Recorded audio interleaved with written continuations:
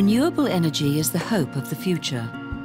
But despite all the research and effort, solar and other renewable energies account for only a small part of global energy use today. It's growing, but much more is badly needed. Solar energy got off to a slow start in the 1950s. Practical applications started spreading only 25 years later. What is its potential today? Can it be widely and efficiently put to use now? Should people, businesses and governments go solar? What sort of housing, buildings and climates are most suitable for it? New Mexico in the southwestern United States enjoys 310 days of sunshine a year and has one of the best solar installations in North America. It is also one of the most rural states in the US. Some isolated areas are still not connected to the electrical power grid. One of these communities is in the Cerrillos Hills, southwest of Santa Fe. Dave Stevenson, a horticulturalist, and his girlfriend Tish Wilson, an educational consultant, settled here in the early 1980s. They are true pioneers of renewable energy and an ecological lifestyle. It wasn't really a choice when it came to living off the grid if you moved out here. This was called homestead. And if you bought and moved here, bought land here and moved here, it was understood that no electricity would be provided by the county, the state, or anybody like that. And since then, I was probably about the fourth or fifth person that moved out here. And now it's a community of probably 80 homes, all off-grid, providing their own power through solar or wind, or both. Hey, bud. So what do you want to talk about? The solar panels pretty much do it for everything we need. How about that? Okay, that's fine. Mutants for nuclear power, I love that. The oldest panels I have, which be about 1982, and they're still functioning almost at full power. I think they've lost maybe 5 to 10% of their power. And we've added on as we went, a lot of it having to do with the kids growing up. They seem to consume more power. They all both, they were playing electric guitars, more lights on, TV, that sort of thing. So as we went along, we added more panel. Dave's experience proves that solar panels can continue to run productively for more than 30 years, a plus point for their carbon footprint balance sheet. This is a solar home, solar heated home, which is passive solar, which is even simpler yet, in that we have all of our glass on the south, most of our glass is on the south side. So in the wintertime, the angle of the sun is low enough that it shines into the house and it heats the house. We have window coverings which we can put down at night and it'll retain the heat. Brick floors which absorb the heat. The only heat that we have in the house is a small, relatively small wood-burning stove that we have in the living room. And that, it's probably a 2,500 to 2,800 square foot house. And on the cold nights, we can fire that up and we'll have enough heat to, in addition to it being the heat that was provided during the day, that we don't have any expense when it comes to that.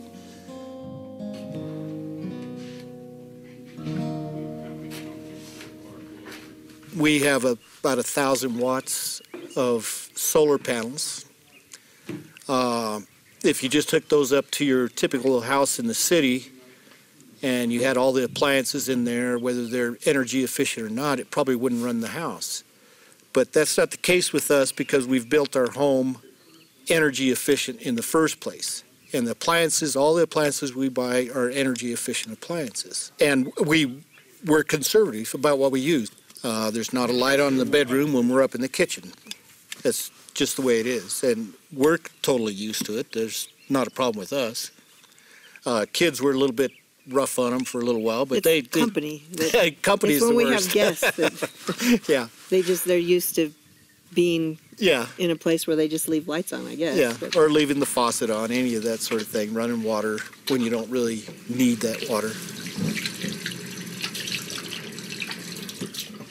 all the water that we use in the house gets used again after it leaves the house to water trees and plants in the garden and that sort of thing.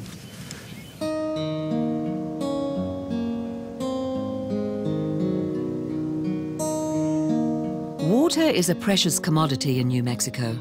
In addition to their personal needs, the Stevensons need water for their garden and their crops. Dave has installed a system for recycling rainwater and wastewater. He also pumps water up from the water table, with a solar pump, of course.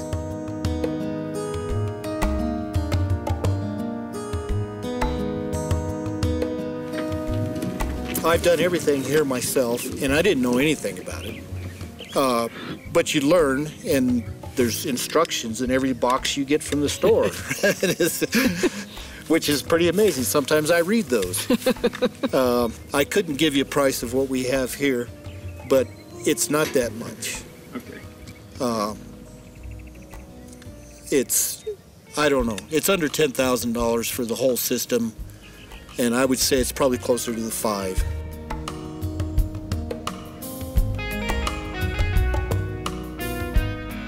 Probably the weakest link in the whole thing when you're powering a solar system off grid are your batteries. Since we've moved in here, we've gone through 3 sets of batteries. This set that we have now, it's a nice set of batteries, which we got from an outfit that was going out of business, and it was about 10 cents on the dollar to buy the batteries. But I expect them to live probably 20 years. And so by the time they're wore out, I'll be wore out too. So, well, you have to understand, he's like the king of scavenging things. Yeah, that's true. So like the cabin across the way, not buying any wood, and like in this house, I mean, he made all the adobes himself, and he went to the forest and cut down all the vigas and the latias himself. And there's pieces of old, and whenever he'd need a piece of metal, he'd go out with his cutting torch into his junkyard back here on some old car that he had, and cut off a piece of metal and use that.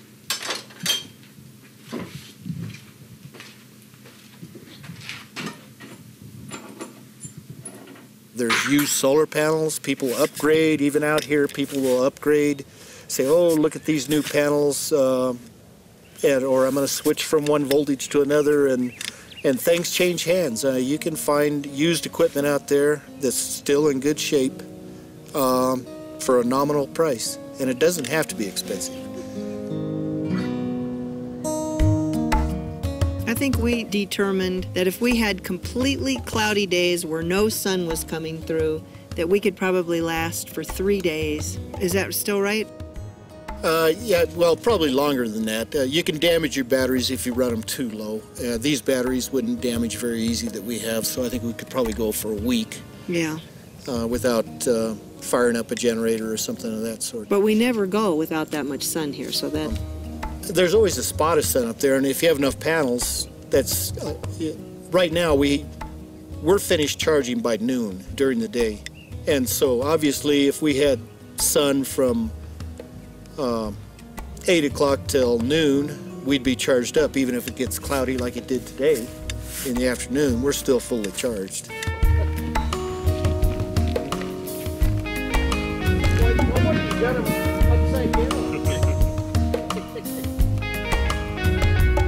Several people living in the Cyrillus Hills decided to install photovoltaic panels and other solar equipment professionally, inspired by their experience of living with solar energy as their only source of power.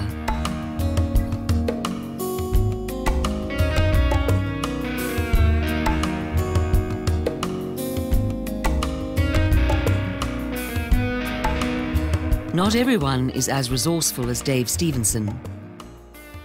For those who are connected to the electrical grid, solar energy is still more expensive than nuclear or fossil fuel energy, often 2 or 3 times more expensive.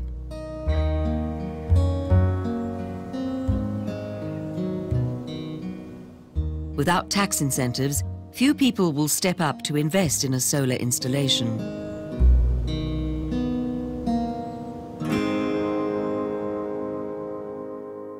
Actor Larry Hagman embraced solar power when he built his luxurious, Mediterranean-style 17,000 square foot mansion on 40 acres in the highlands of Ohio, near Los Angeles.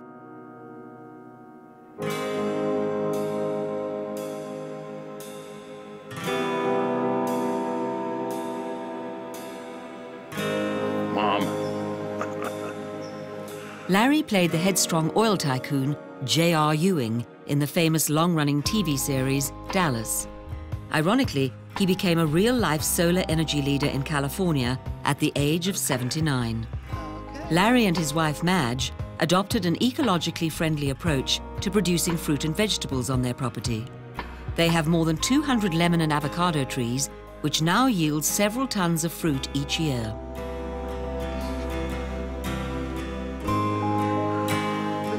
White roses so excited. Yeah. Oh, here's a beauty. About 4 years ago, there was a blackout on the whole eastern seaboard. Millions and millions of people were without electricity, and it was a unique experience for them because none of those people had lived without electricity before. And so I thought, well, if our infrastructure was so delicate that a tree falling on a power line in Ohio would black out all of the eastern seaboard, including part of Canada, something's wrong. So I said, well, I have a little farm up in Ohio, California, and if the electricity goes out there, then I can't water my plants for my farm, and everything will die and wither. And so anyhow, I thought I'd put in solar, because it doesn't pollute, doesn't make a lot of noise, and it just makes electricity. Lemons here, look at that. Yeah, lemons. The feeling of making electricity and not using that much and giving the rest of it back, it's a good feeling.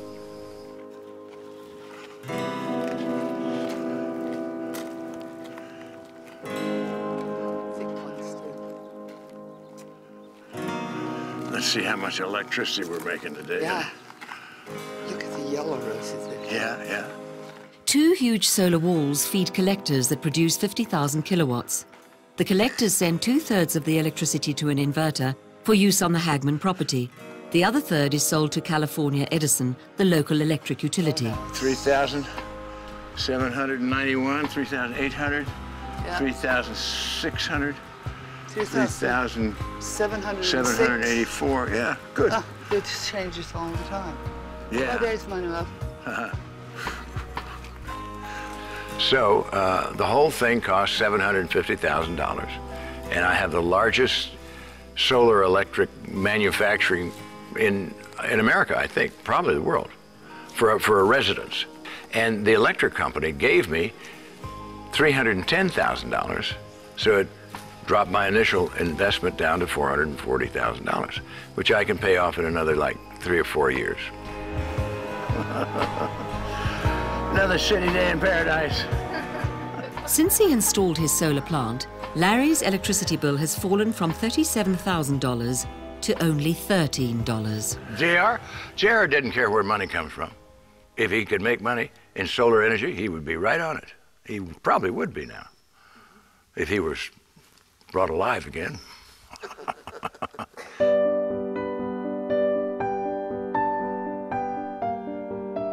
Around the world, commercial and residential solar installations produce over 35,000 megawatts of power, providing electricity for almost 8 million homes. Solar energy has come a long way, considering its humble beginning.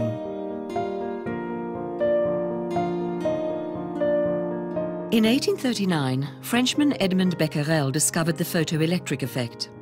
When a certain material is exposed to sufficient sunlight, it releases electrons that generate an electric current. The first cells, made of silicon, were capable of producing 3 to 4 watts. By combining multiple cells in panels, hundreds of watts can be generated. But it took more than a century for this discovery to be put to practical use.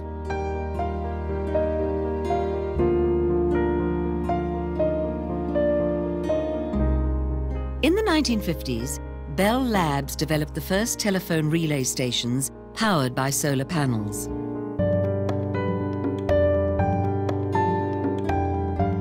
In the 1960s, NASA turned to photovoltaic panels for a readily available energy source for orbiting satellites.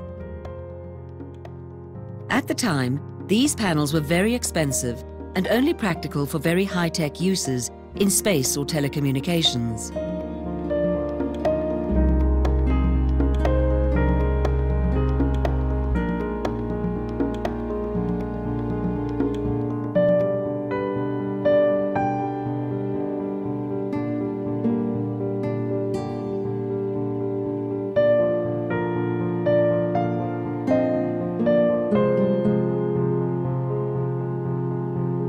As cells were mass-produced, prices slowly fell, eventually making this energy source more widely available.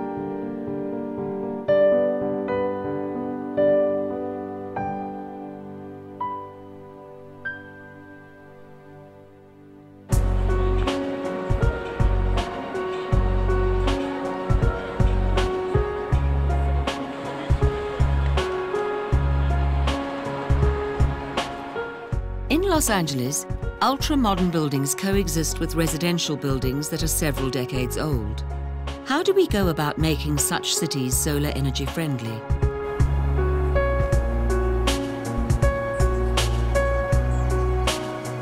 Actor Ed Begley Jr. was confronted with this problem. Unlike the Stevensons or Larry Hagman, he didn't build his own home. He had to work with a house constructed long before solar power became practical. I've been involved with solar for many years. I've had a keen interest in it since I was a young man in the 60s. Of course, it was out of reach for any citizen at that point. It was the kind of stuff NASA had on satellites and what have you. And by the 80s, I really had a hankering for it. I put solar hot water up in my house in the 80s. So by 1990, I had a TV series, I had some money, and there were no government subsidies back then. It was still expensive, but I wanted to do it. And I put a solar electric system on my house. I put about 4 kilowatts up at first, and it was a lot of solar.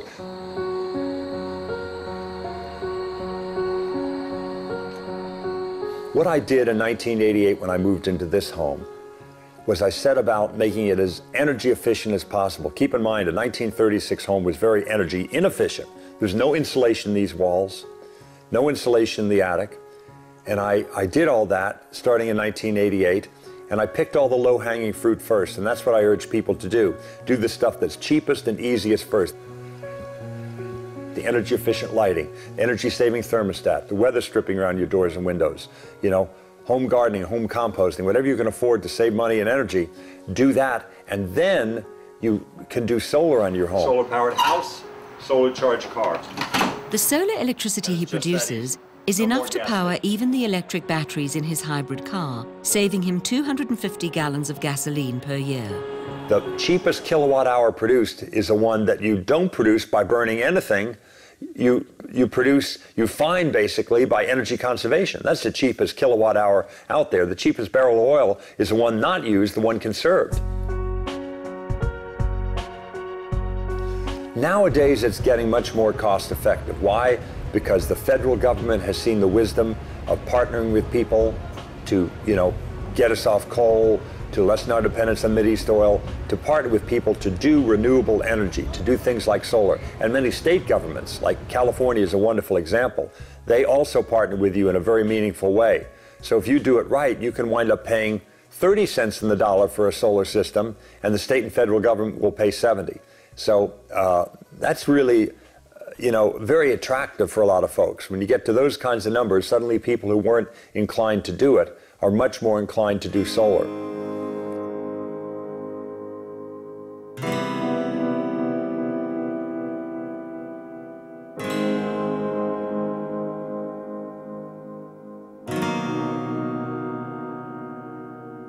However, the potential of solar is not limited to the planet's warm and sunny climates only. There is real potential in the northern United States, Canada, and northern Europe.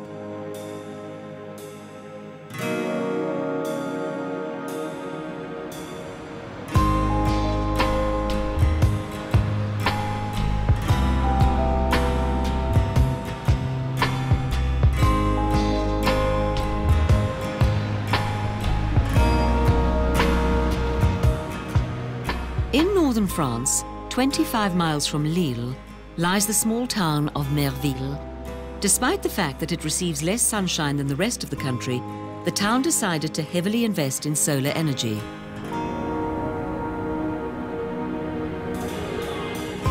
Once installation is completed, there will be 5,000 solar panels in Merville, generating 1.3 megawatts of power, enough to meet the energy needs of 3,000 of the 9,000 inhabitants.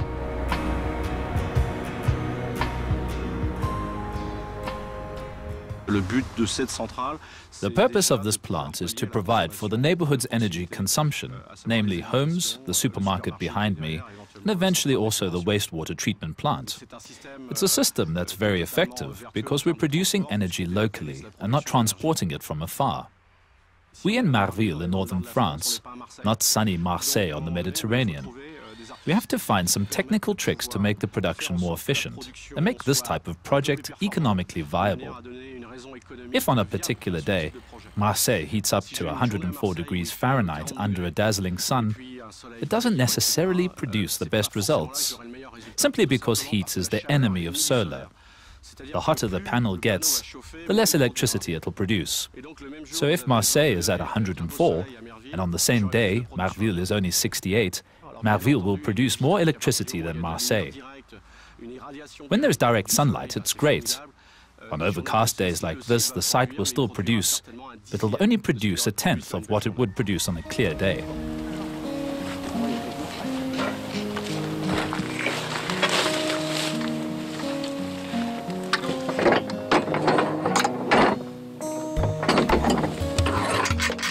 To optimize the plant's performance, the corporate contractor One Network chose to mount 5,000 panels on 1,248 mobile sun followers guided by Trackie.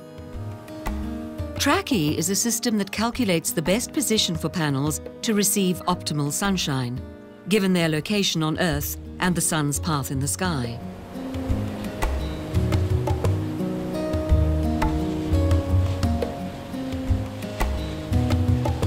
The panels were installed at low heights to avoid any visual pollution, and the site itself was built for easy removal and recycling at the end of the plant's useful life. There is also a European recycling program for silicon panels, the PV Cycle Association.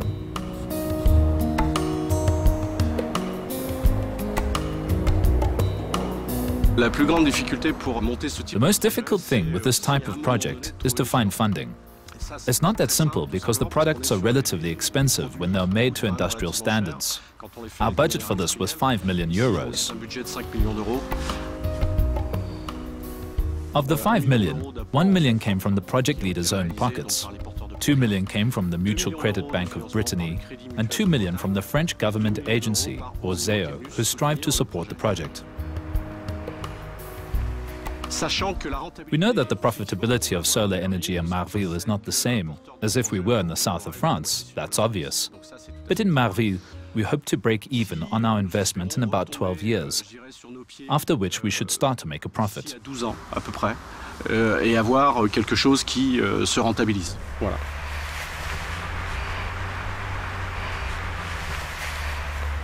Ah oui, je vois. The last 2 months, I've really committed myself to this project. In fact, no one else in France has done anything to make people act. I went on a hunger strike to show that I was fed up with the government toying with people like us. Pour que nos amis au gouvernement arrêtent de jouer avec des gens comme nous ou nos confrères qui sont en train de péricliter. Il y a 4 ans, on a encouragé les sociétés françaises à investir dans le photovoltaïque, à développer justement. 4 years ago, French companies like us were encouraged to invest in the development of solar technology. We did, and we were even awarded the Young Innovative Business Award, which recognizes creative entrepreneurship. But then our business came to a halt in December of last year, resulting in 15,000 layoffs of employees with degrees in installation, a new trade in France. Today our profession no longer exists in the old model encouraged by government policy. The old model was to go to Marville, for example, and say, I'm a corporation or I'm an individual and I will buy solar panels and produce energy and sell it all to the public utility on a 20-year contract. À EDF avec un contrat de rachat sur 20 ans.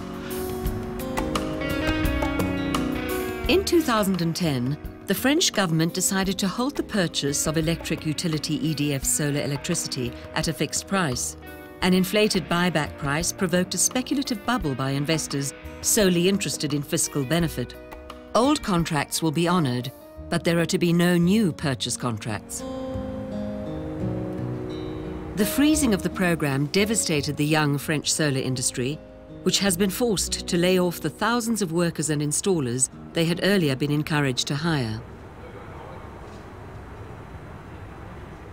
Pour un usage personnel, the future of solar power lies in local production, not conventional mass production. It'll be available for everyone, economically viable, and it will cut costs for people, businesses, and towns. I think this profitable system and this ethical way of working will allow us to progress.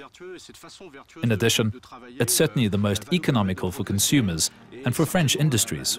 Économiquement, en tout cas, la plus viable pour l'industrie française et pour le consommateur.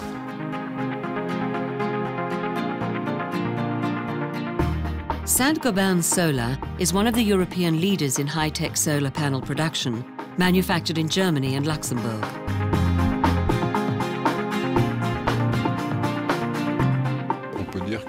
In 2011, the French market collapsed, there's no other way of putting it, for a number of reasons.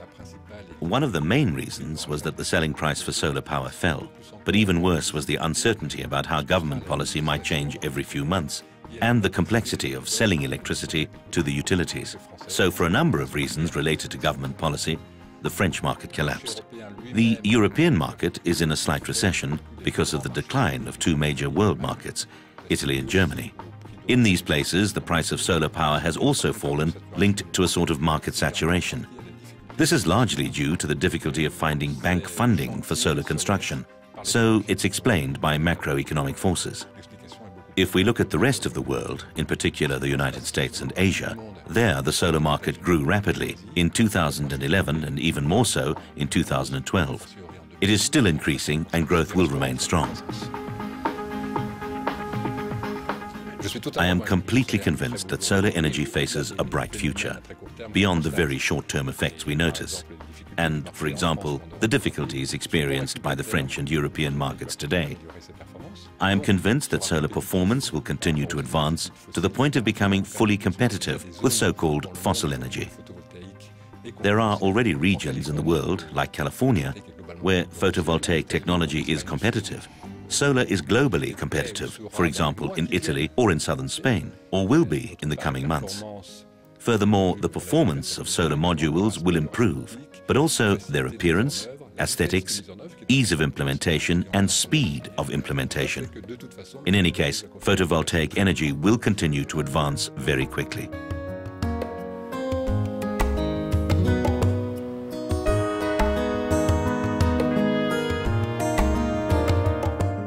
At Flambée in northern France, Jean-Pierre Fettry installed 114 solar panels in 2002 on the roof of his electronics company. They produced nearly 10,000 kilowatt-hours per year for an investment of 90,000 euros, of which one-third was funded by Europe and ADEME, the Environment and Energy Control Agency. Fettry sells his kilowatts to EDF, the utility company. Personally, I find this very satisfying. I've always believed in photovoltaic technology. 15 years ago, I bought about 40 square feet of solar panels. I have an inverter, and I use the electricity myself. When I learned I could sell electricity to the public utility, I really expanded my installation. This was pretty simple. It was much harder to get connected to EDF. It took over 6 months because I was the very first private source to connect to the grid.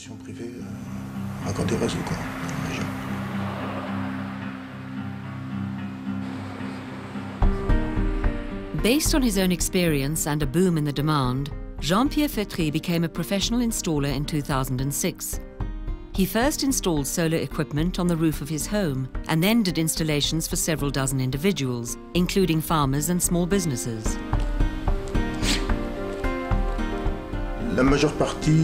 Half of the people, 50%, install solar for economic reasons, to save money each year. For others, it's more about the technology. They want to have a facility that produces electricity and maybe use that electricity themselves.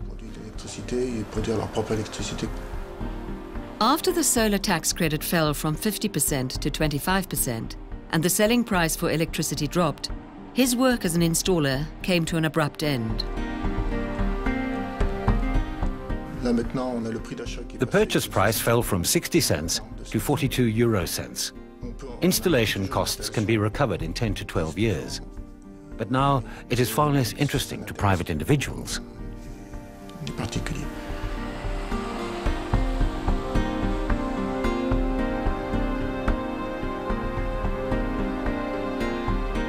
A kilowatt produced from solar power is generally more expensive than one produced from nuclear power. But since solar power is generally used at or very near where it is produced, solar saves on energy loss and transportation and distribution costs. These costs can be especially high in rural or isolated areas or towns far from the power plant. Above all, solar allows users to better control their own energy sources and usage.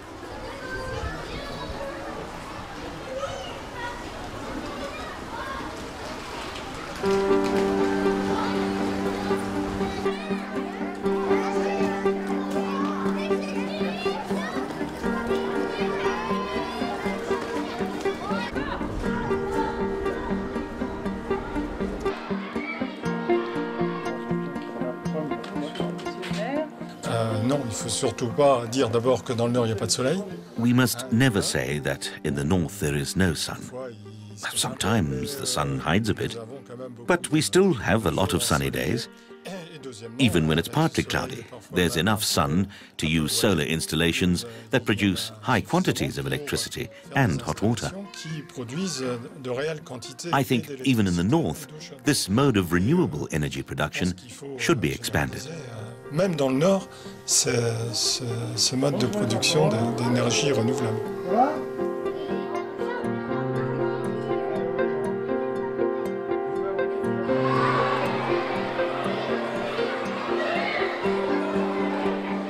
In the small town of Béziers, also in northern France, a school was recently built in accordance with the 14 rules of eco-construction. 200 square feet of solar panels using thermal sensor technology were installed on the roof. Energy from the sun is transmitted to a heat-conducting element, air or liquid, which preheats water for sanitation and kitchen use.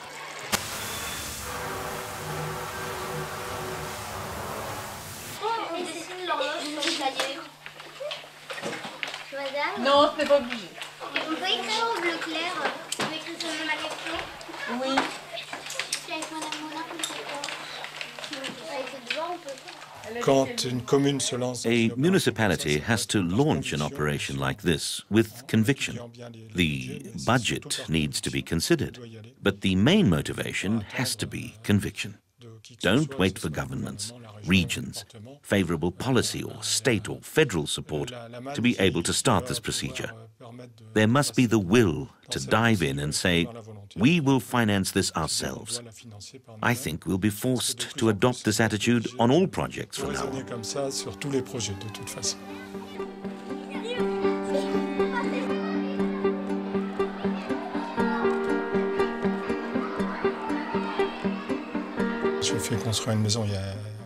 I built a house quite recently and I integrated all this. I have photovoltaic solar panels. It's true that my approach is also economic in the sense that I produce as much electricity as I consume, but I resell it. We also capture rainwater for the school, as well as at home. I'm trying to integrate everything. I have had a hybrid car for a very long time, and that's my conviction. Très longtemps, mais c'est donc une conviction. Béziers and its 4,500 inhabitants also plan to build a preschool with photovoltaic panels.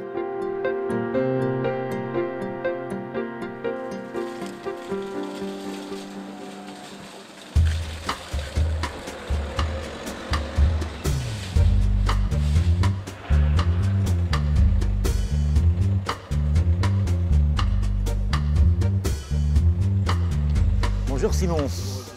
Eh bien, on est revenu pour de nouvelles aventures.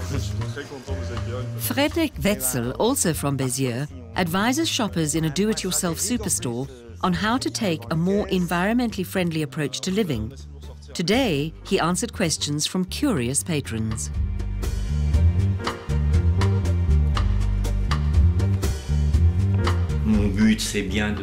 My goal is to let the most ordinary people know about renewable energy, to help them save energy for the good of the planet. I might discuss this with 500 people.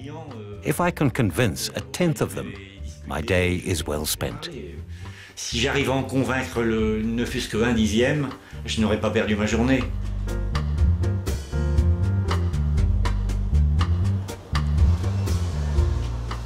Bonjour monsieur. Hello, sir. What is this device? C'est une VMC double flux. Alors, le principe, c'est de ne plus gaspiller les... It's a dual-stream ventilation system. The main idea is not to waste the stale air you have extracted from your kitchen or bathroom. This small device has been installed for public demonstration. You can see that air is simulated flowing in from outside at a temperature of 46 degrees Fahrenheit. The air inside this store simulates air from the kitchen and the bathroom, averaging at 69 degrees Fahrenheit. The air streams mix and produce air at 56 degrees, gaining 10 degrees, to flow into living quarters and dining rooms, so that the heater isn't needed as much. Les salons salle à manger. Donc ça veut dire que la chaudière ne se mettra pas en route. I invite you to take a look at the system inside my house. So you installed it yourself. Can I come? I installed it 5 or 6 years ago. This is the 6th year, and it still works.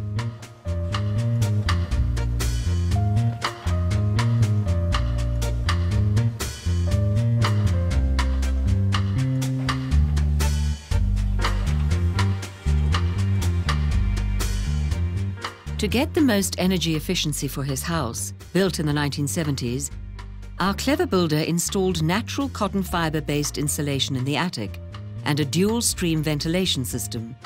He used argon gas in the double-glazed bay windows on his veranda and installed a heat-absorbing tile.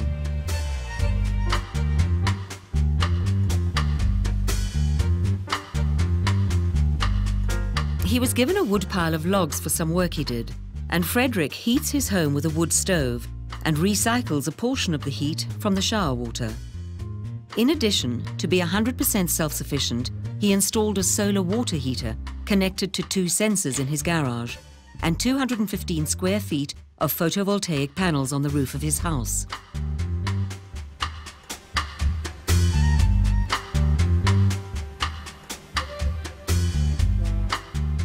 Oui, effectivement, j'ai fait partie des pionniers à l'époque, en 2004. I was one of the pioneers at the time in 2004. I was the 5th person in Nord-Pas-de-Calais and was one of the first 50 in France. People thought I was a nice tree hugger, but a little crazy. I was told that it would never work because I was in northern France. Now, in the area of the Straits of Dover and the Pas-de-Calais, we have about 3,000 facilities, or even more. In France, we have over 90,000. I am now officially known as a pioneer. You really see how far society has come.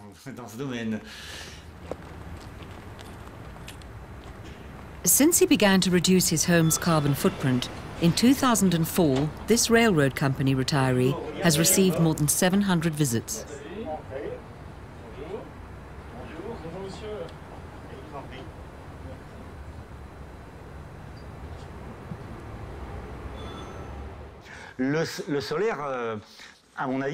Solar should be the last thing installed in your house, in my opinion. There are 4 major phases. First, modify your behavior. Save energy. Make small gestures that cost nothing at all. Turn off the lights when you leave a room. Put on a sweater rather than turning up the heat.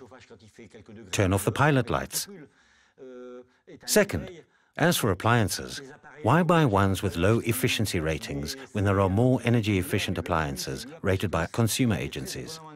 Even if they are a little more expensive, the cost is very quickly recovered by consuming less energy. Third, the most important point is house insulation. Don't skimp, install enough. And not just a half-inch, because I assure you, that's not enough. The fourth phase, once the insulation is well done, is to install solar technology, the cherry on the cake. It will produce energy, provide free hot water, and the project will be done. It will be a very energy-efficient house. Le projet sera bouclé, on aura une maison bien économe. At the beginning of the visit, you told us about inverters that allow you to use a portion of your electricity. Do you do this? Because often when one produces electricity, one sells it all. We sell it all to the electric utility, EDF. This is specific to France, where one sells all one's electricity because government incentives encourage it. When we look at the economic calculations, why do you use your own electricity when you can buy it cheaper than you can make it, and you can sell it at a higher price? Yes, you're right, but it's an environmental gesture on my part. When I installed it in 2004, I could have chosen to sell it all, but I said to myself, I produce electricity, I'll consume some of it. My solar energy plant on the roof is only 30 feet from my electric meter, so I don't lose any power transporting it. This is the most environmentally friendly method. C'est la méthode la plus écologique. Non, mais maintenant, j'apprécie les prises. Je vais en acheter d'autres. Pas besoin de prises. Vous êtes mais moi, je vais en mettre...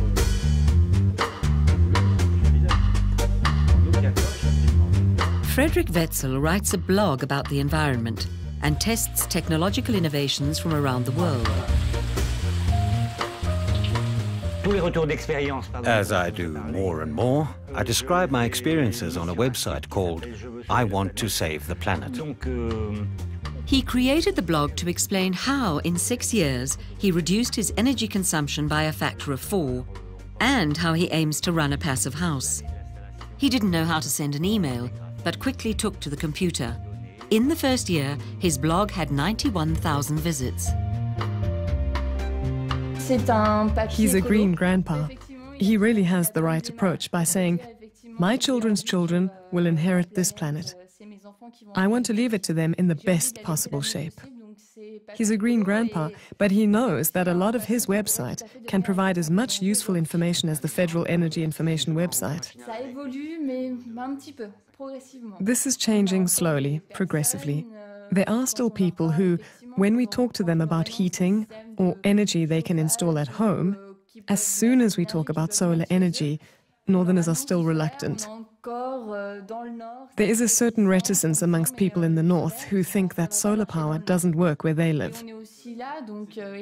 Our work at Info Energy in the Nord-Pas-de-Calais region is to tell people that even in the North, the sun still shines.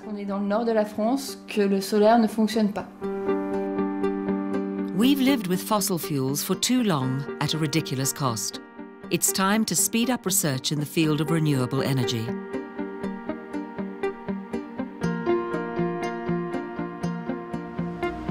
Large companies have made considerable progress in capturing energy from the sun. Mathieu Rian is a researcher who specializes in photovoltaic technology at the Saint-Gobain Research Center. Photovoltaic technology is very broad. It involves many different, very diverse scientific disciplines. For example, chemistry, the physics of materials, and microelectronics. Their laboratories have developed technology for depositing very fine layers of photovoltaic materials on glass plates to capture sunlight and convert it into electricity.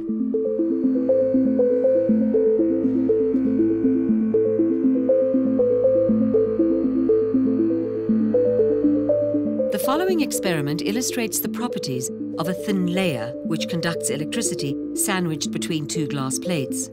Exposed to a light source, it produces enough energy to run a small fan.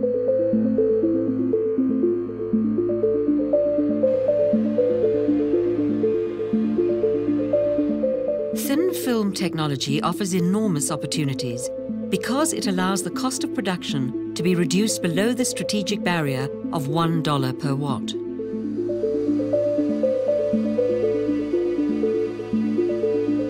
However, it isn't easy.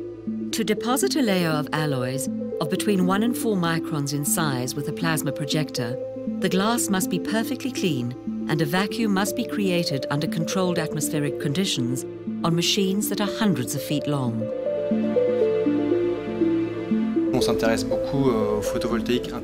We're very interested in integrating photovoltaic technology into buildings, called BIPV in English. The idea is no longer to deploy photovoltaic panels on completed buildings, but to integrate photovoltaic systems directly into the construction of new buildings. Panels can be integrated into facades or shutters, and we can even imagine electricity-generating windows. In addition to its traditional functions of providing light and thermal insulation, the windows in our houses or offices would also function to produce electricity from the window itself.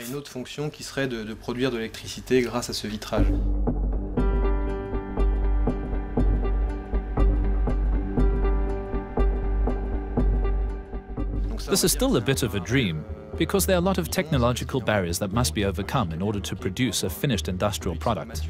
Research in this field is very active and progresses very quickly. We can be quite confident about this type of product for the future. There are many, many applications for thin film technology in the building industry. It's true that solar research, particularly when applied to housing, is an especially interesting subject, since it affects us so directly and personally. It is practical and can have a very good impact on the environment and the future. It's work I really love doing.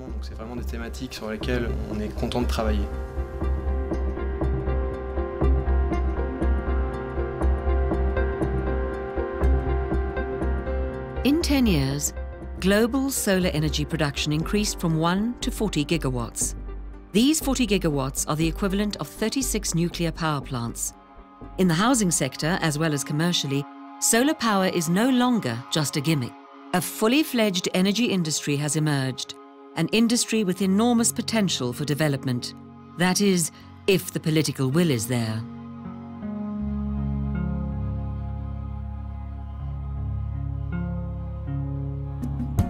"50 governments have adopted fiscal measures to promote the development of solar energy, but their sustainability is not guaranteed, and installations have not followed in all countries."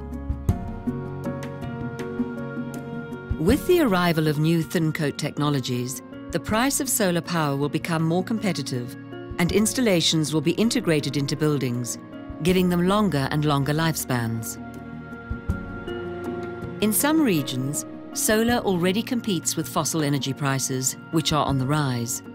More than ever, solar power is a good investment for the future of the planet and our wallets.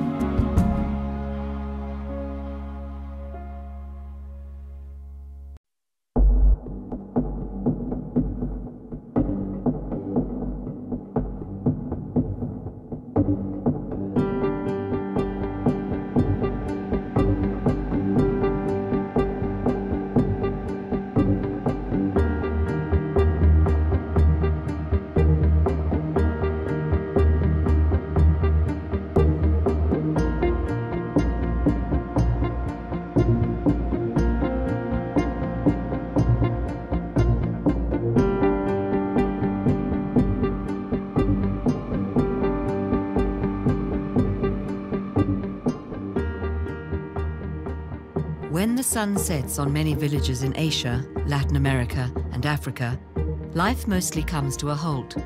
Without electricity, villagers gather round the fireplace to eat, or maybe try to study in the flickering light of an oil lamp or candle. Mobile phones can't be recharged. The barber can't cut hair with electric razors. The computer, radio, and flour mill don't work. And vaccines can't be refrigerated at the local clinic. 20% of the world's population live this way. 1.5 billion people isolated from the rest of the world. Their fundamental needs are not met in terms of education, healthcare, hygiene or comfort. Without electricity, poverty and underdevelopment prevail. But access to electricity is possible at an affordable price, through a method ideally suited to these isolated rural areas. Solar energy draws its power directly from abundant sunshine using relatively simple technology.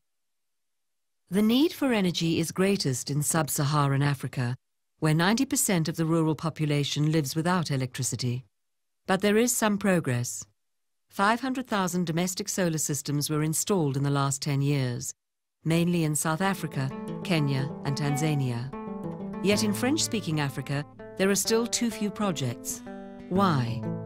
Why isn't there more enthusiasm for this energy source so well suited to the African continent? Kara is a very isolated and self-contained region located in northern Togo. In 2008, a French NGO based in Normandy raised the $9,000 needed to install 5 solar panels in the small village of Warengo in the Tamberma area. The panels were installed by an electrician who had retired from the electric utility company in France, and they now meet the basic needs of the locals. Roberta da Silveira is the NGO's local representative. When the non-profit organization was created, after a visit to the village of Warengo, we saw that many people had cell phones. How do you recharge them, we asked. Because in the villages, there is no electric light. There is nothing at all. The villagers explained that they had to go 2 miles to a village where they could plug their cell phone into an electric outlet. They had to drop off the cell phone in the morning and then return at night to collect it. That's 8 miles for 2 round trips. We said to ourselves, it's a long way to go, and it's expensive too. We thought about it, talked about it, and had the idea of installing solar panels in the village for solar electricity. Now, at 5 or 6 in the morning, people come to drop off their cell phones.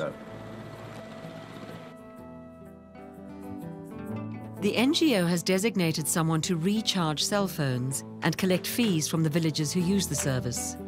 It's about 25 cents per cell phone recharge.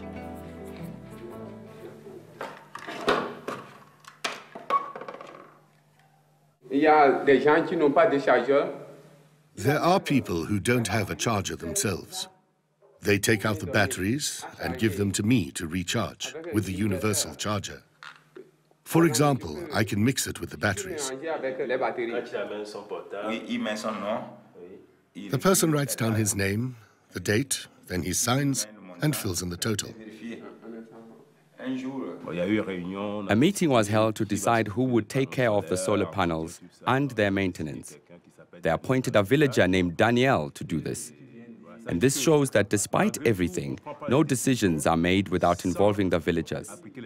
We think it's normal that he should be paid something, even if it's not a lot. We decided to pay Daniel a small symbolic sum for his efforts. 1,000 francs per month. Not much, but when he heard about it, he jumped with joy. It was as though he had been offered millions per month. Since then, everything has been going well. He's in charge. He collects the money, and then he hands it over to the managers who deposit it into the bank. In 2 years, they made almost 300,000 francs on the cell phone charger. From this, a reserve of $600 was set up to provide for essential maintenance of the system. If you want this to last, you have to maintain it properly. As for the money they were collecting, we told them, you'd better save it and put it aside in case you need it for the clinic or the school. Tomorrow, if you need this or that, you might apply for a grant or a subsidy, but you could be turned down. A subsidy isn't automatically given.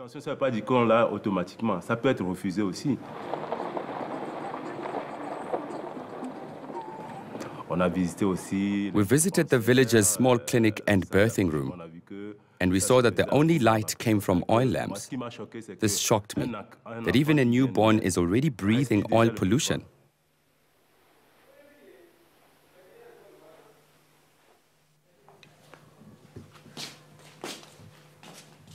Carbon dioxide fumes from oil and kerosene lamps kill 1.5 million people per year due to respiratory complications.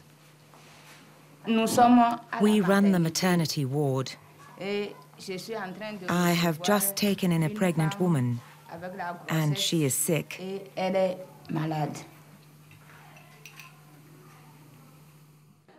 When it is dark, I turn on the light.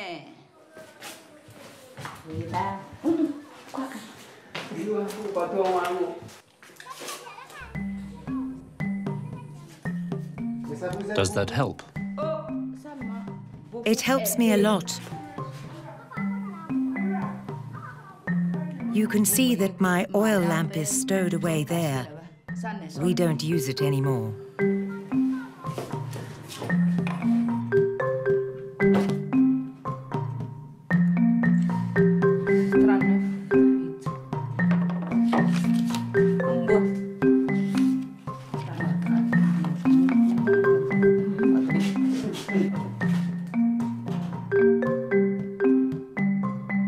Some of these solar projects have failed or become mired in frustration and rejection.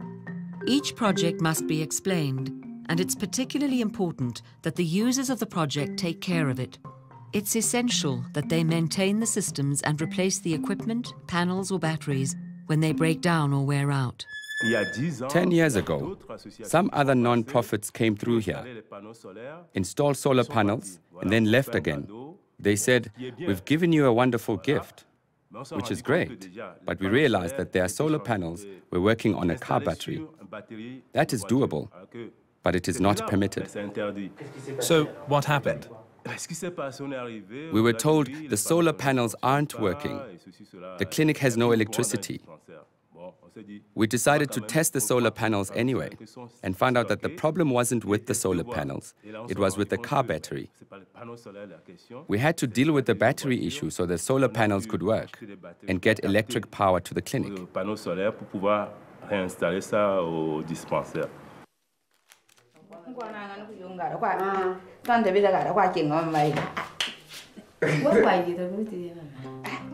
In the village and the surrounding countryside, people raised questions about the arrival of the solar panels. Some said the panels were installed to prevent the wind from tearing off the roof. I said, no, it is to power the hospital, to keep it illuminated. This helps me to save women, lives, and all the ill people.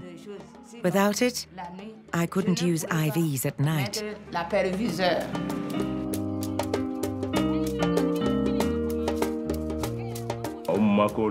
While the solar panels were being mounted and installed, a woman came in to give birth. We had just finished the installation and wanted to test it. Somebody flipped the switch, it lit up, and just at that moment, we heard the cry of the newborn baby who was born at that moment. Everyone jumped for joy. There was applause.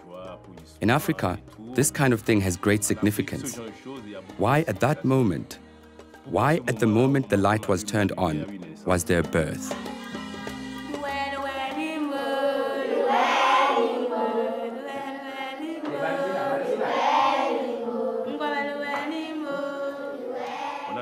We visited the school and saw the problems there. When the children came home from school, there is only one oil lamp shared by the whole family. This means that at home, no homework can be done.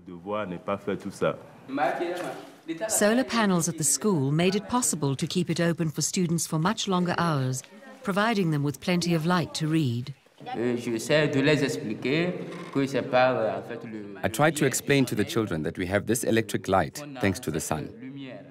They have never seen anything like it. They ask what it is, how it works. Since there aren't any wires and poles like they see in the cities, they ask how the power gets here.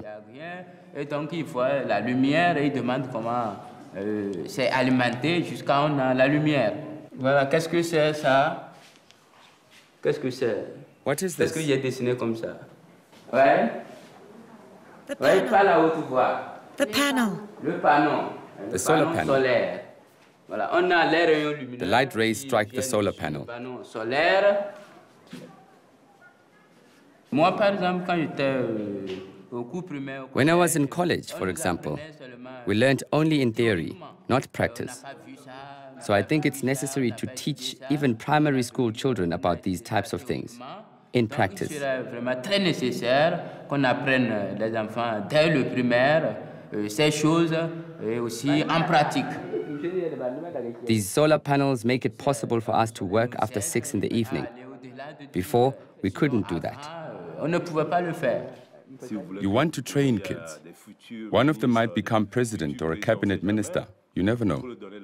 You need to give them the ways and means.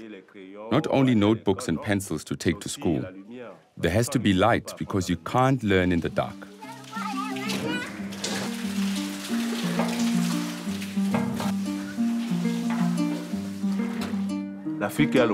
Africa has the ability to install solar panels everywhere, or at least in the clinics and schools. That is important because with these oil lamps, you inhale the oil pollution until it kills you. I personally believe the government has the means to help at least the villagers. These people, from birth, have never seen electric light. Unless they leave, they will die without ever having seen electric light. That would be a pity.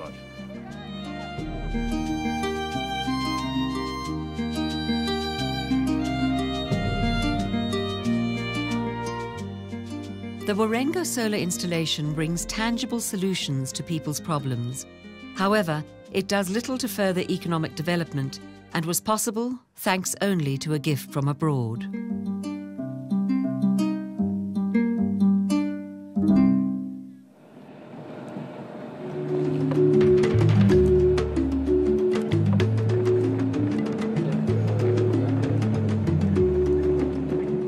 Can solar energy lead to economic progress? In the north of Benin, in the Kalale region, an innovative project shows that this is possible. Bordering the Sahara Desert, this poor region has an annual drought from November to April. No village or town has electric power. 100,000 people depend almost entirely on agriculture and suffer from the drought every year.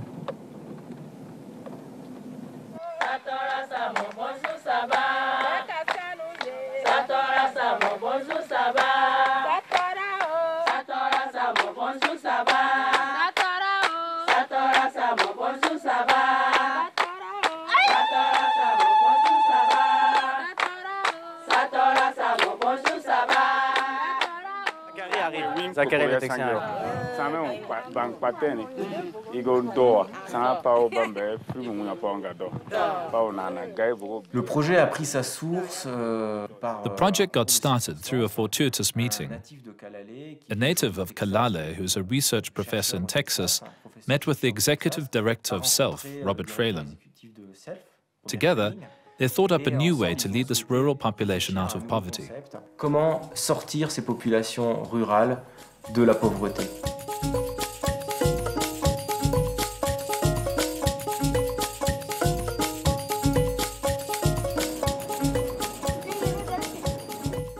Between 2007 and 2010, the Solar Electric Light Fund, an American NGO, installed photovoltaic panels, bringing 1.2 kilowatts of power to the villages of Dunkasa and Besasi.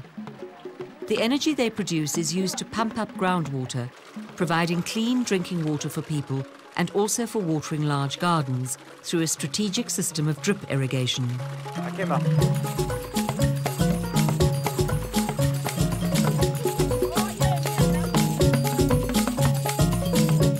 Highest priority was given to public health and to empowering people to earn money. How can you hope to bring economic development to people who don't have enough to eat and get sick from contaminated drinking water? You need projects that are self-financing and which make it possible for people to earn the money to pay for their own development. According to the creator of Self, Robert Freiling, if you don't create wealth, you're missing a step in economic development. Women are growing all kinds of fruits and vegetables now. And not only are they improving their nutrition and their food security, but guess what? They're generating income by selling the excess produce to the market. And we're very excited because we believe that this could become a new business model, whereby the women are able to generate enough income from the sale of produce to actually pay for the water pumping and the drip irrigation. So instead of relying upon grants indefinitely, we can go to the private sector, to microfinance institutions, and scale this up through the private sector or through public-private partnerships. And that to me is very, very exciting because you're addressing a very basic need, food, and improving the food security in a sustainable way, and generating income at the same time. So it's a business model that has great potential in many parts of Africa.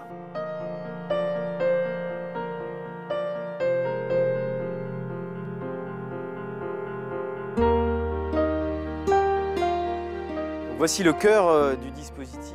Here is the heart of the device, the key to the system. A few mounted solar panels, a cable that carries the electricity to the pump, which has been submerged. This pump supplies water to a drip irrigation system for these solar gardens. This project relies on ADESCA, the Association for the Development of the Kalale region. This local NGO will continue to maintain the project started by Self once Self withdraws. It seemed obvious to us to create a partnership with a group that knows the local culture, knows the neighborhood, and can provide local people to get all these facilities started and to maintain them sustainably in the future. Pour la pérennité de toutes ces installations. In Kalale, the women take charge of the most difficult tasks.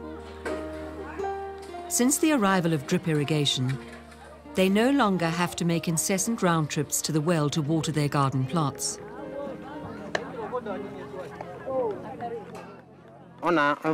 We drill holes so we can pump water powered by a solar energy system. Because we have to limit the distance as much as we can, the holes are drilled right next to the solar energy source. That means less power loss between the panels and the pump. So when the sun shines, the pump works. There's no storage of energy, so no need for a battery. When the sun comes out, the panels supply electricity to the pump, which then starts working.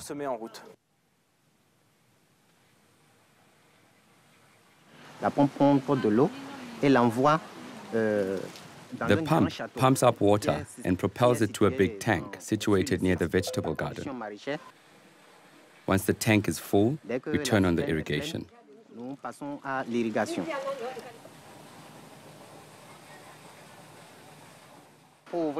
It opens like that. You can feel the water running through the pipe. And here you can start to see the droplets of water forming on the tubing. Look there. That's why it's called drip irrigation. We can send the water right to the base of the plant, as opposed to the old system, where the water is poured all over the ground in the garden, even though not all the ground needs watering.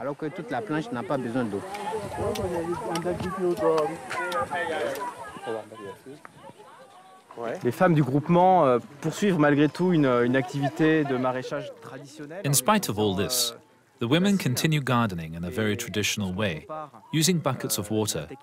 But compared to traditional watering by buckets or watering cans, drip irrigation saves 70% of the amount of water needed for the same production from the same garden, simply because traditional methods water the surrounding soil, including areas in which the plant does not develop roots. De la terre, également aux endroits où la plante ne développe pas de racines. There, just now, we saw 10 women with watering cans and buckets, watering a garden measuring around 640 square feet. They thought they did a good job. But when we dig only a few inches deep, at a depth of 2 inches, you see that what they thought they watered well was only watered superficially. And with the sun, the wet soil will dry out due to evaporation.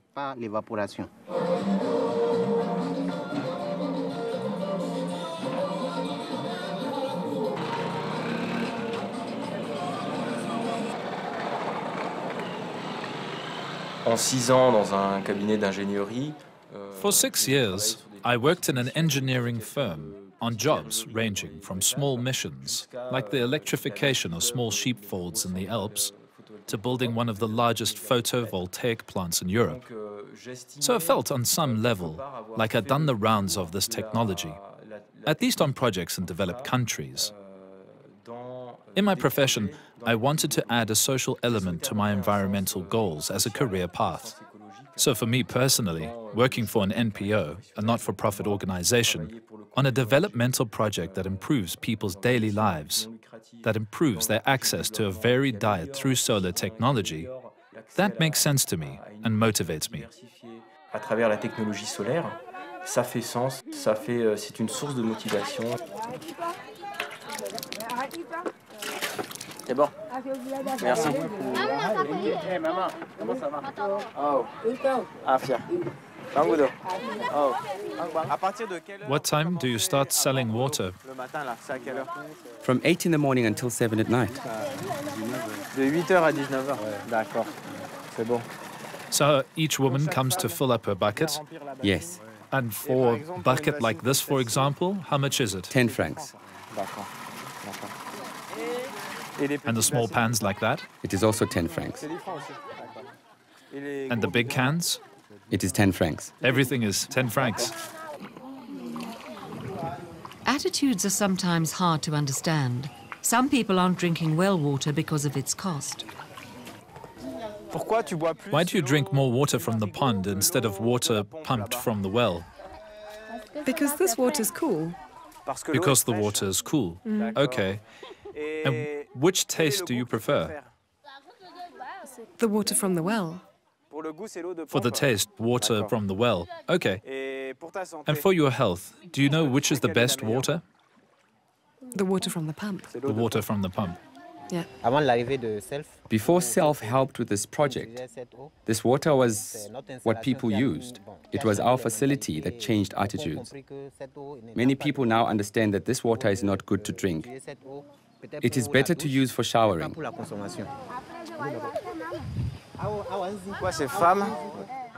Why do these women, despite the availability of pumped water, still draw water upstream for their consumption? We can ask them, but I think many of these families just don't have the money to buy pumped drinking water all the time.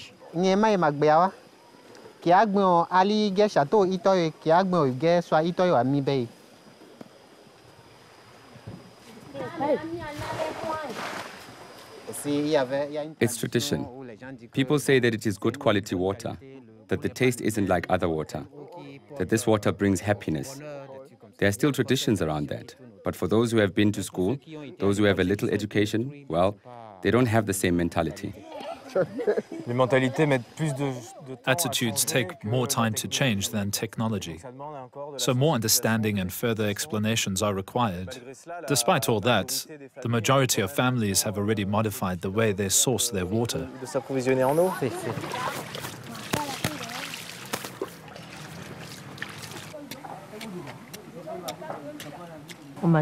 We used to eat dry okra and dry baobab leaf, but now the okra is good, and we also have lettuce, cabbage, and carrots.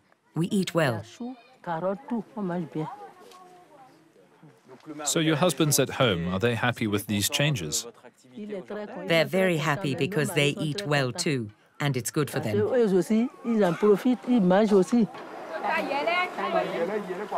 Families tending gardens are not only eating more food, they're also eating better food, a more varied diet with more nutritional benefits.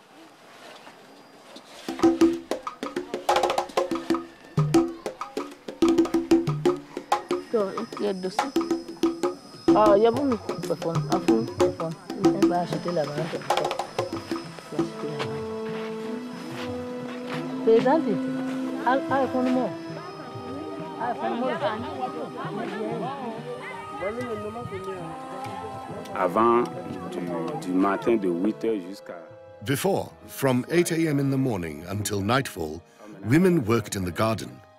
Now they can save at least 3 hours, which would otherwise have been spent on gardening. They could use these 3 hours for other income-producing activities or just to rest. That's the advantage of drip irrigation.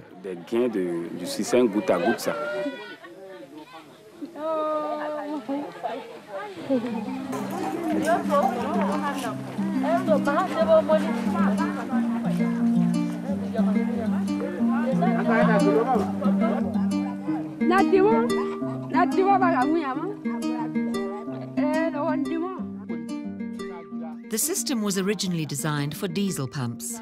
All the solar panel costs were recovered in just 2 years from savings on diesel fuel. Agricultural production has increased tenfold. Not only can the families use this extra production to eat better, they can also go to the Kalali market to sell their surplus. They earn $10 to $15 a week, so they can afford to send their children to school. Now we're getting along better with our husbands. Solar has brought peace to your homes? Now we have enough pocket money for the kids. There are no more problems at home.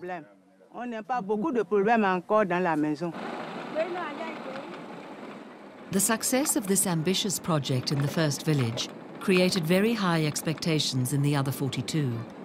Wells have been drilled in 8 villages already, and they are eagerly awaiting their solar pumps and drip irrigation systems.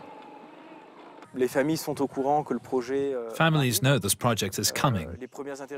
The first people to be affected by it are the women who grow little garden plots of 100 or 150 square feet, using traditional methods.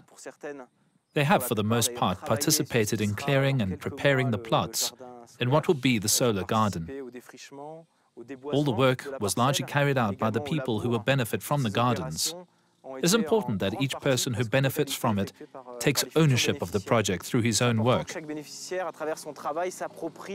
It is a very important element for the sustainability of the project.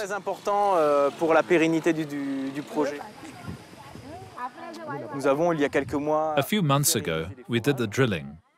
The blue pipe is the place where we drilled and where we will install the pump in a few months' time. The solar electric system will be next to it. It'll power the water pump and pump the water to the garden. On en est où là de l'avancée de la préparation des sols sur Kidaruk, Pérou? The women are really impatient for this project to get started. They were very disappointed by the delay, which meant they had to use traditional methods for another year to cultivate the old garden, which is on the other side of the road. They hope to start solar-powered drip irrigation as early as this year. We saw that with other villages. They were very motivated. All these women who will work the land, who will make these vegetables grow, will certainly sell them on site. The entire population is permanently looking for vegetables, raw foods, and they come to buy these different varieties of vegetables right where they are grown.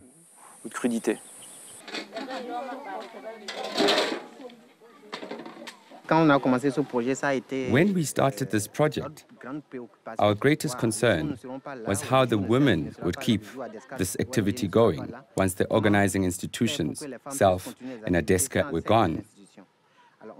For that reason, each group implemented user fees that allow them to save 100 francs per week.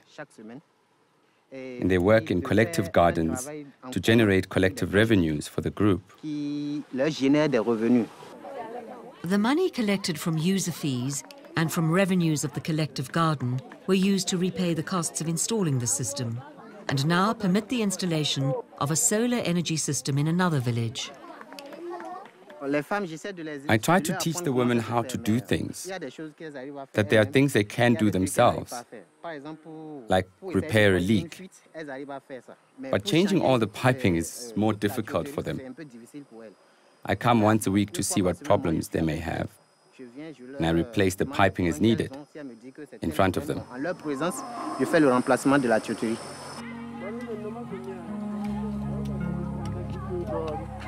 La DESCA, en tant que l'ONG locale qui est en train de gérer, de piloter ce projet. ADESCA, the local NGO that manages this project, is preparing it to be self-sufficient.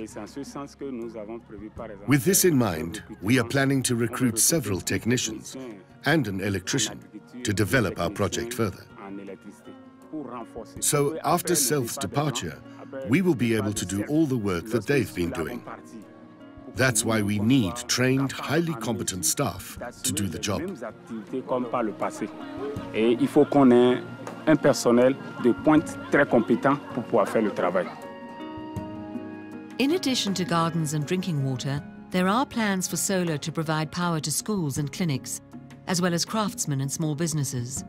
The system works so well that it is being exported to other countries in Africa and even Haiti, where several gardens are being equipped with solar-powered irrigation systems.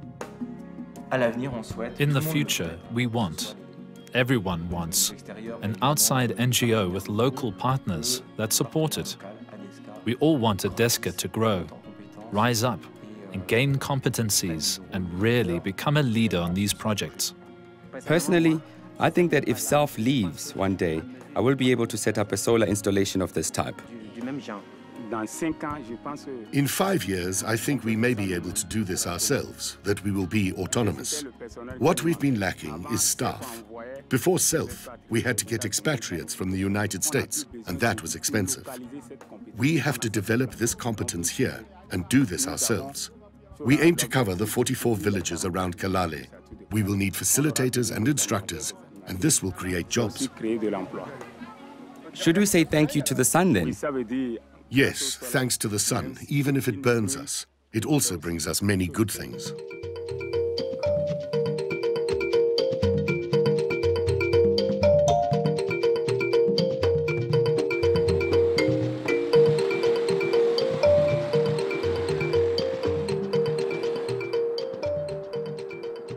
Universities, hospitals, big corporations and rich families often have the money to buy generators.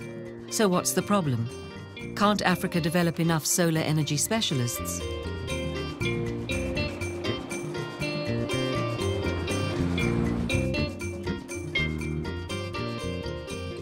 This university near the capital of Benin trains future engineers and ambassadors for these alternative energy solutions. We meet the first class awarded a master's in renewable energy systems.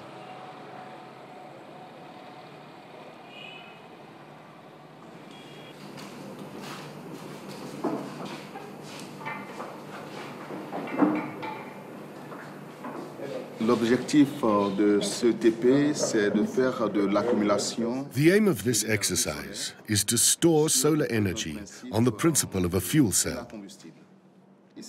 We mounted them parallel to each other, and they deliver an electric current that we've connected to a battery.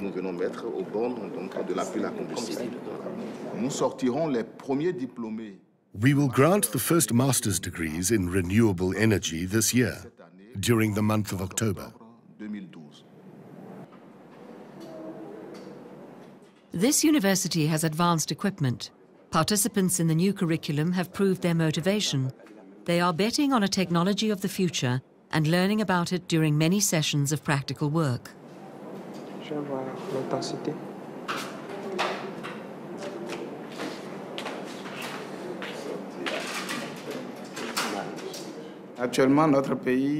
Currently, our country has an energy shortage, a problem that leads to intermittent power outages.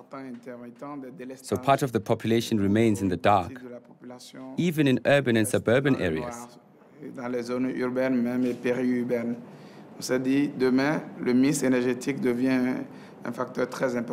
Tomorrow, energy will become a very important factor, and we have to add renewable energy sources to the energy we are already using today. Tomorrow, people will need managers trained in this field, managers who have expertise.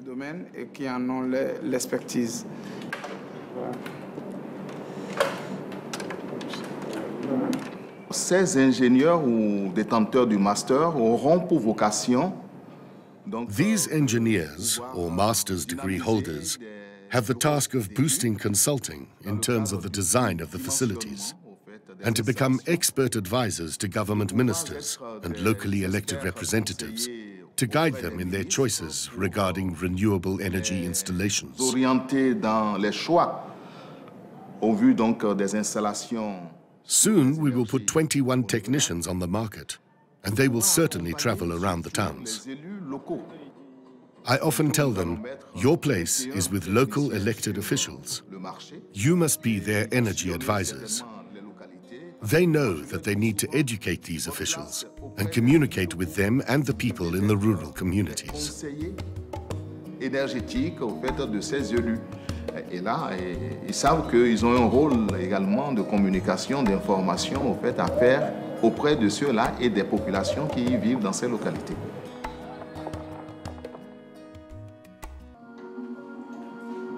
In April 2012, the first Development and Sustainable Energy Festival was organized in Lomé, the capital of Togo.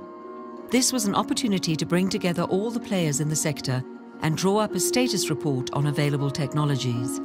Professionals, activists and researchers presented their points of view and debated on the energy choices Africa faces today. If we couple this theoretical model with the necessary support, I think we're going to work miracles. Political will is really needed, and also a commitment from each of us.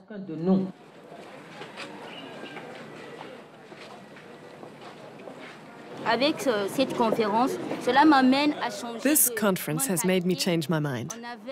For a long time, we didn't know that we could use the sun to help us. Now's the time to maximize this and take advantage of the sun.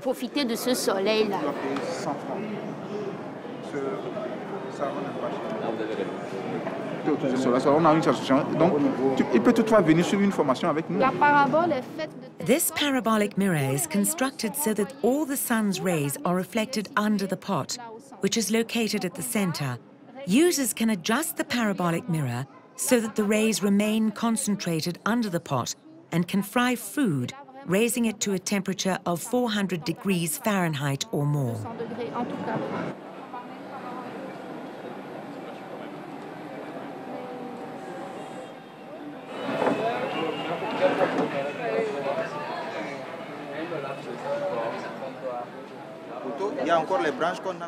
There was a young man who asked a question this morning, fearing that renewable energy would cause an unemployment crisis, especially at the fossil energy power plant that exists today, the equivalent of an electric power company. This is false.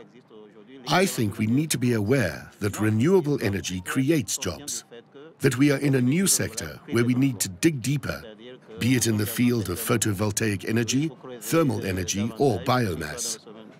So for Togo and Africa in general, the point is that solar technology can create jobs. If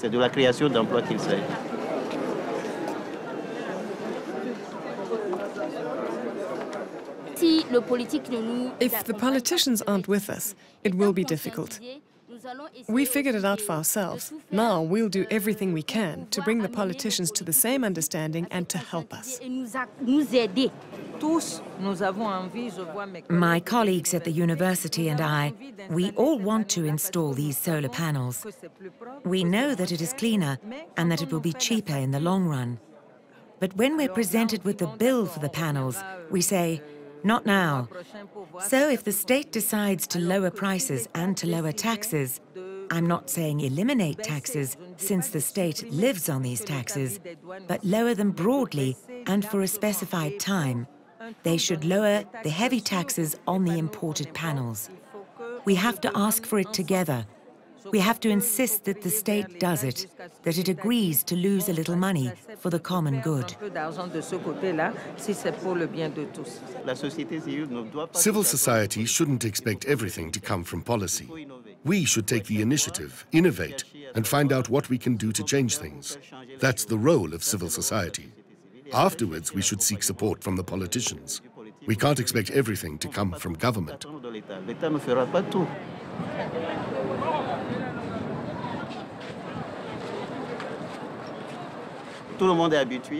Everyone is accustomed to the conventional power grid. When you propose a solar electric system, people tell you that it's for the poor. They want the classic systems, the poles and the cables, just like the city. We must convince them of the benefit it brings them, that it isn't second-class energy.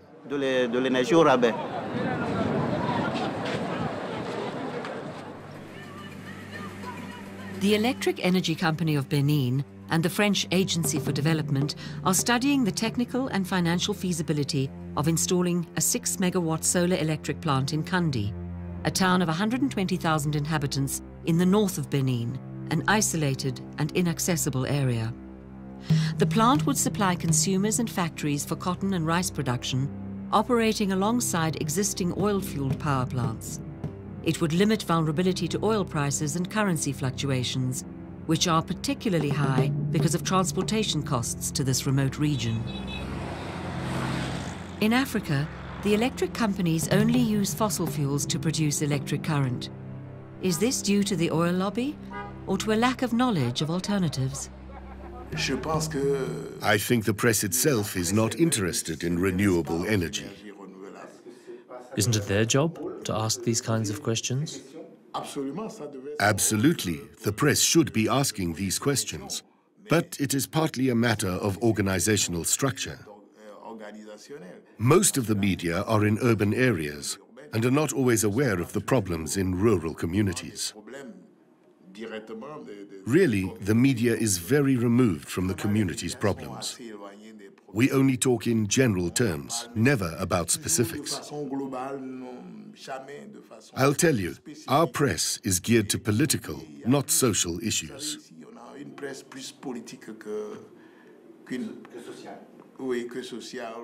Of course, for people in the villages, bringing the power grid to them is also political.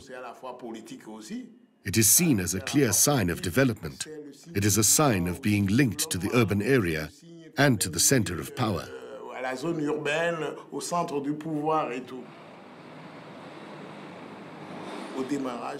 At the start, solar looked simple, but it is expensive. It is difficult for communities to pay for installation, maintenance, and everything else. There is a real organizational problem that the government must address. But before addressing this, there has to be a desire, a real political will to develop renewable energy.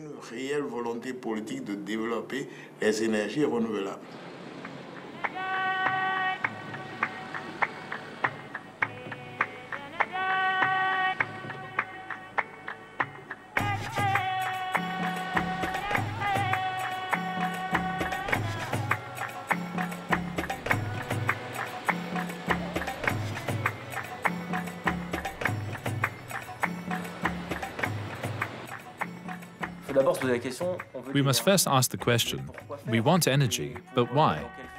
For what use? Can't we do anything about the manner in which we already use energy, the manner in which we waste that energy? As a second step, how should we produce energy that's really essential to a good quality of life? How should we produce it? How should we manage it? Store it? Distribute it? Let's not get it backwards. We must first ask how we use energy before getting to the means of electricity production.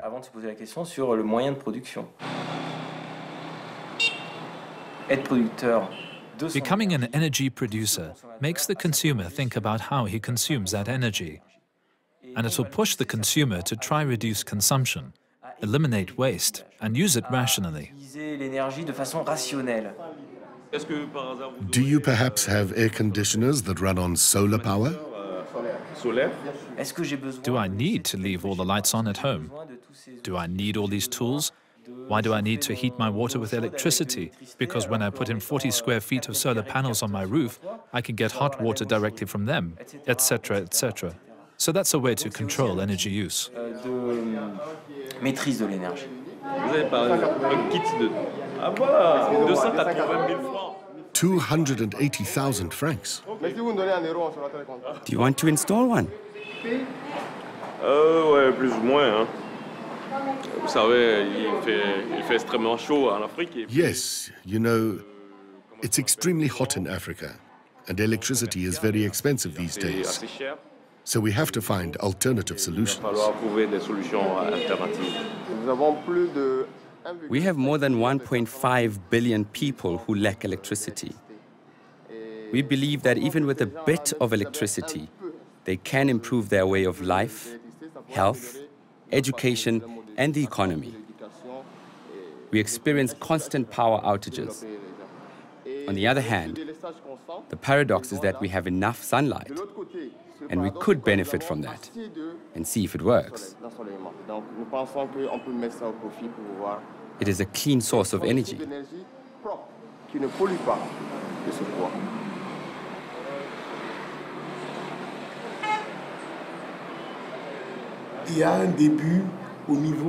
They've made a start at the political and governmental level to develop a domestic solar energy policy. But here, you won't see it. Even those who have a lot of money are not encouraged to install solar panels, although they could set a good example for others.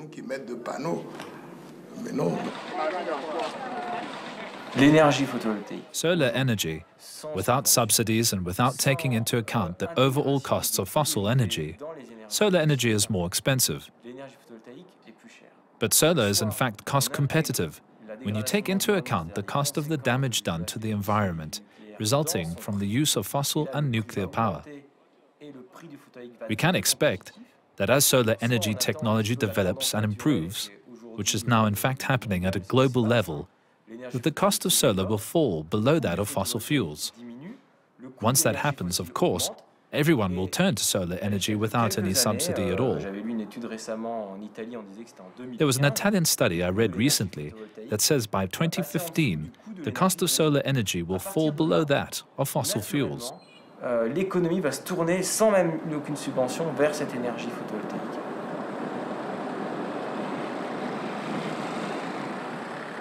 Il y a une réalité qui va s'imposer à nous.